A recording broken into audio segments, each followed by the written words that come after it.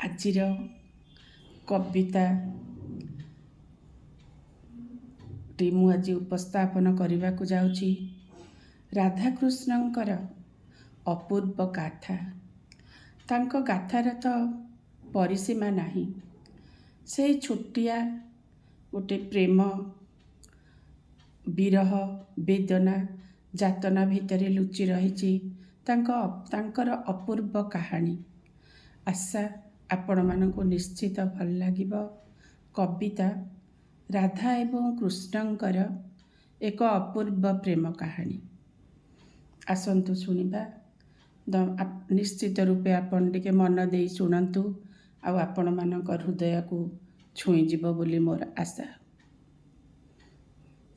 କୃଷ୍ଣ କୃଷ୍ଣ କୃଷ୍ଣ, ତୁମେ ଆଜି କାହିଁ ଦୂରେ ହସ୍ତିନା ନଗରେ, ବିରହରେ ଝୁରି ହୁଏ ନିରନ୍ତରେ ନିରନ୍ତରେ।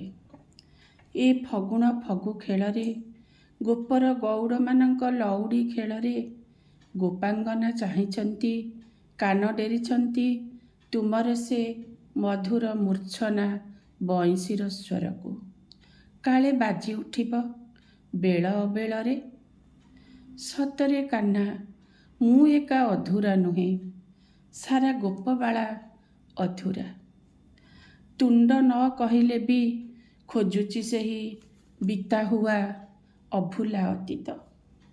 ଯେଉଁଦିନ ଶାଢ଼ୀ ଧରି ବସିଥିଲୁ କଦମ୍ବ ଡାଳରେ, ଘାଟ ଓଗାଳି କଉଡ଼ି ମାଗୁଥିଲୁ, ପୁଣି ଡାକି ନେଇ ଯମୁନା କୂଳରେ ରାସ ରଚୁଥିଲୁ।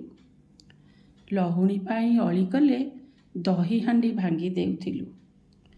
ତୋର ସେ ମିଠା ଅଝଟ ସ୍ୱପ୍ନ ଆଜି କାହ୍ନା, ସ୍ୱପ୍ନ ଆଜି କାହ୍ନା।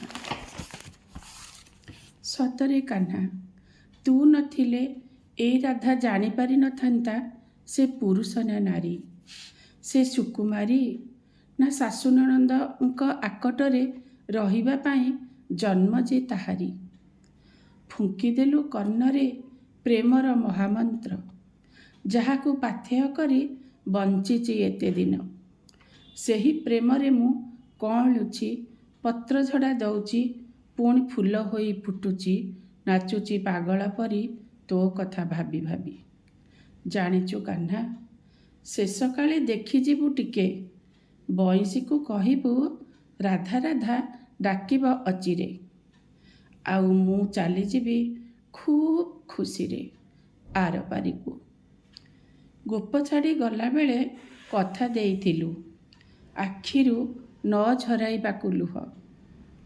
ଆଜି ମୁଁ ବି କଥା ନେବାକୁ ଚାହୁଁଛି, ଝରାଇବୁନି ଲୁହ ମୋ ଜୀବନର ଶେଷ ସମୟରେ, ଝରାଇବୁନି ଲୁହ ମୋ ଜୀବନର ଶେଷ ସମୟରେ।